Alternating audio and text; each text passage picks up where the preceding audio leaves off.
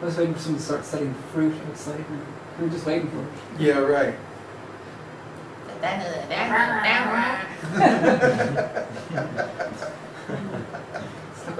Happens every Sunday. Anyway, so the materialists are trying to create the illusion that God is not required in this material universe, but without God, the whole thing would stop working very quickly. Just like a car that you don't maintain, or a computer that you don't maintain properly.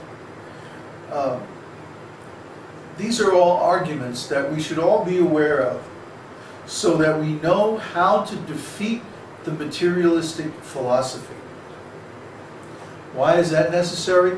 Well, for one thing, because everybody has been programmed with this lie. The whole time that we're in school, we're fed this material nonsense on a daily basis. And we're trained to have to just repeat it on command. Evolution, material creation, no need for God in all of this, you know. Yet in the scriptures, God says, I am giving memory, knowledge, and forgetfulness. I am seated within the heart of every living entity. I am the knower in all bodies. He says these things over and over and over again in the scriptures. Now, how can we ignore his presence?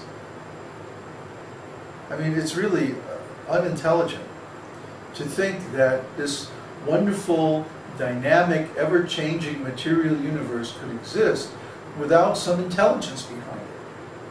That's just stupid. But it's because people hate God. They want to do away with God. They want to get away from God.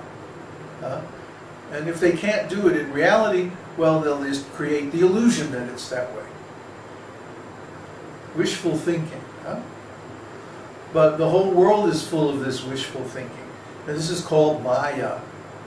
Maya means that which does not really exist. So the whole world is moving under the spell of Maya, that which does not really exist. A false description of the world, a false promise of material enjoyment. A false philosophy that says that God is not necessary for the creation. These things are all nonsense. And the problem is that we have been so deeply conditioned with these points of view that even after we become devotees, we tend to assume that this is the way it is. It penetrates our language, it penetrates our decisions, our values, all these subtle ideas that somehow things happen all by themselves, mechanically. But it's not mechanical. It's all personal. The Lord is personally involved in everything that happens. And He's personally within each and everyone's heart. And He personally cares about each and every one of us. And we can personally relate with Him within our hearts. And that way we have no need for emotional dependencies on matter or other people. You see? All these things are Maya, that which is not. We think that there's love in this material world, but Srila Prabhupada says there's no love. There's only the cheaters and the cheated, the exploiters and the exploited. Those are the only two roles that we can play in this material world, unless we become a transcendentalist and we start educating other people on the actual philosophy, the actual reality. Otherwise, we're cheating them and we're cheating ourselves. So, what's the real philosophy? The real philosophy is that everything we do, everything we say, with every breath that we take, we should be serving God somehow or other. Right? This isn't a dogma. This isn't a another material faith or philosophy. This is the actual absolute truth.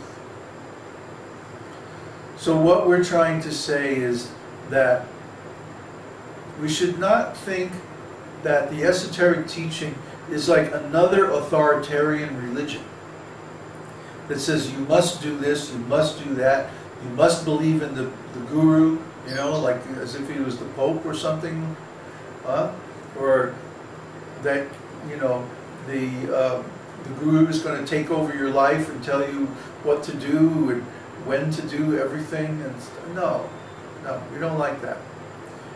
Now some people, some devotees, have interpreted Krishna consciousness like that. And we see this in the big devotional organizations, where the gurus and the managers have like absolute authority over the members. And they make all kinds of decisions, important decisions about their lives, without even consulting them. And just like Neville was telling us about the ISKCON, the latest thing that they're preaching, the latest mantra, is that they're saying everybody should be very humble. Trinada pisunichena, tarora pisarishnuna. Mandena, manadena. Like that. That everyone should be lower than the straw in the street. Devoid of all sense of false prestige. That's what that Sanskrit means. Well, they're saying that because they don't want to hear any criticism. They don't want to hear any suggestions from the membership how things should be run. So they say, oh no, everyone should be very humble. And the implication behind it is, if you're not, we're going to kick you out. So this is humility based on fear. This is bogus humility, false humility. Real humility is based on love. That when we encounter someone who has exalted qualities, like Srila Prabhupada or Krishna, that we become like awestruck by their wonderful qualities. And because of this, we feel humble that, oh, I'm not so wonderful, you know, you're thousands of times more wonderful than I am, Krishna, you know. So naturally I feel humble standing before such magnificent beauty and exalted personal qualities. That's real humility. Real humility comes from love, by being attracted by the good qualities of the beloved. Real humility cannot be based on fear, because it has to be voluntary, just like love. Real love cannot be legislated. You will love your country, something like that. We can't even really be forced to love God.